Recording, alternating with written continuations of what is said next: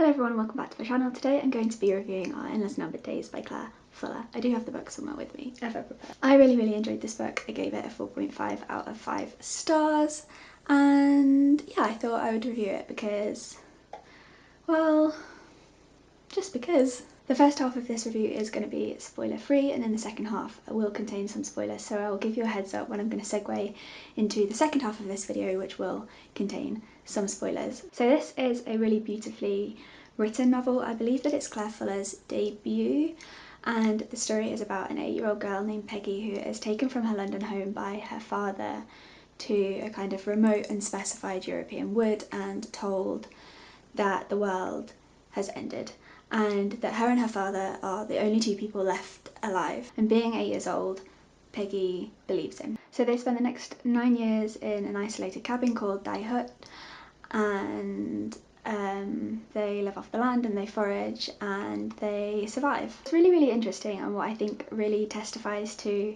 Fuller's really unique way of building tension in the book. So we begin the book in Peggy's present day in London after she's returned from the wood and is reconciling and coming to understand the gravity of her father's lie. We know from the out that Peggy survives her experience in the wood, but the real question and the real kind of plot to Our Endless Numbered Days is that something happens in the wood and we don't know what that is. The narrative flits between their time in the wood and present day 9 years later, where Peggy is kind of reconciling her experience and trying to reintegrate back into society. I feel like the gradual reveal in the story is done really well, considering that we know right from the out what is going to happen, kind of.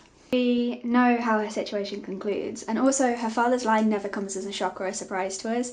We always know that he's lying to her, and yet her kind of gradual realisation that he's lying to her, or has been lying to her, still is really palpable. I thought that it was really cleverly approached in that way, and I also absolutely loved Claire Fuller's language. I just think that Fuller's writing is so kind of lovely and pretty and evocative. I think her descriptions of the natural setting just seem kind of so fresh and natural and organic to me. I 100% felt like I was there with Peggy and her father, kind of like battling the elements with them throughout the whole entire book. I loved how kind of like immersive Fuller's language was, and how she took us through each of the seasons and really painted such a detailed picture of her setting. I feel like you could open this book on any page and read kind of like a really pretty, ornate, delicate, lovely passage, and just it's lovely. It's lovely writing. Definitely something that I'll be looking out for Claire Fuller's work in the future, because her writing was just so nice. And she also writes quite a few elements from kind of folklore and fairy tale into her narrative, which I also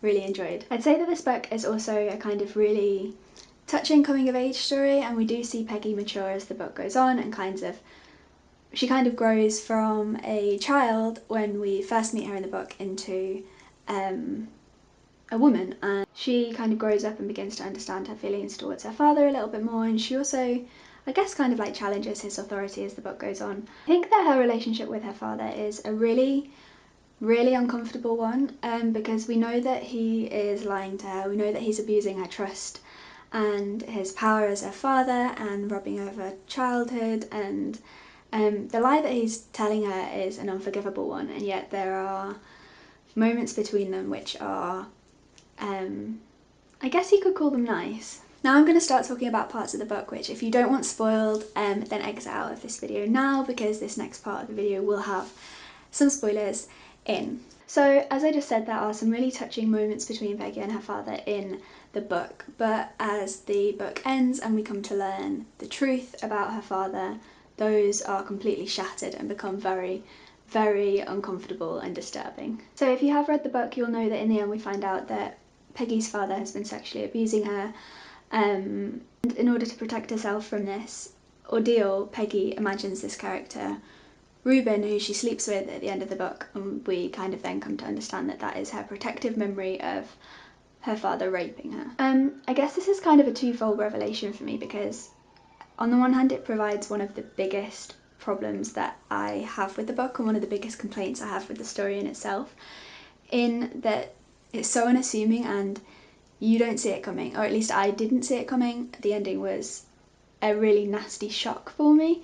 On the other hand, it also adds such a deeper element to the book in that it kind of adds that psychological element and also that kind of deep chill. It definitely kind of makes the book 10 times more disturbing than I thought it was going to turn out to be. A really kind of provocative, sympathetic look at survival and how Peggy psychologically comes to terms with what's happened to her by denying that it's happened to her in the most kind of like heartbreaking way, really. She just deals with it through complete denial because this is her father, and despite what he's done to her, he's still her father and she still loves him. In the end, the fictionalised character Ruben, so who we later learn is Peggy, kills her father, and so that kind of compounds her confusion and she has to deal with that and her feelings towards that, and I guess kind of guilt, even though what she did was understandable at the time. And it's just, at the end of the book, it's a complete kind of like, you do not know what to think. That will stick with me for a long time. The twist was something that I was just not expecting and completely just like rocked me. Not for the faint-hearted, and I wouldn't say it was a kind of enjoyable read, but I don't think that books have to be enjoyable for them to be good books, and I think this is a very good book. If you're feeling brave, it's a novel that I would definitely recommend, and I'll be definitely looking out for more from Claire Follett in the future. Yeah, I really hope that you enjoyed this review, and I'll be doing more very soon.